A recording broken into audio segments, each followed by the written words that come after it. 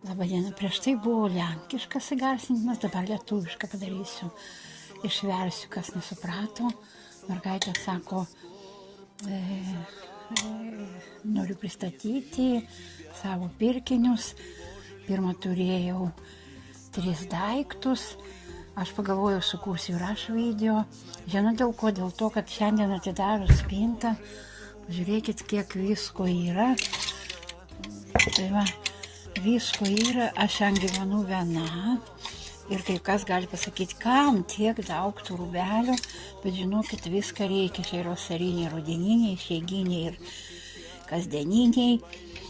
Ir lovai galima pagulėti su tokiu televizoriu, pažiūrėti, pamėgsti, pasėdėti, karštą dieną išeiti. Čia yra ir suknių, ir tokių puloverų visokiausių.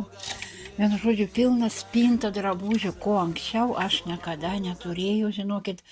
Pas mane didžiausia spinta šiandien teko pirkti, gyvendama viena. O taip laikai pasikeitė, žinokit. Kažkas pasakys, kam tau tiek? Nu, vat reikia, žinokit, ne tiek daug tų drabužių iš tikrųjų yra. Mes moteris ir prakaituojam ir daleiskim tenka važinėtis autobusu, ne mašina, ilgus, reiškia, suknes aš labai mėgstu, vasarinės, pas mane visi beveik ilgi. Tai va, ką noriu pasakyti, kaip gyvenimas gerai pas mus pagerėjo žymiai. Nežiūrint į tą politinę situaciją, mes gyvenam gerai. Vientašių tašyčių turiu daug. Galiu parodyti visokių spalvų. Mėgstu visokių tokių blizgučių ir viso kita. Tai kad ačiū labai už dėmesį, už laikus. Prisijunkit prie manęs, parodykit savo spintas.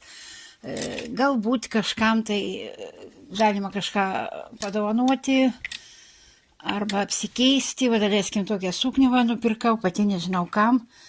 Ir vakaba, ir aš jos nenešioju. Labai vasarinė tokia, pigiai pirkau labai už 5 eurus Vokietijai. Tokia viskozinė medžiagytė faina. Nu, kur tu su ją eisi, kada...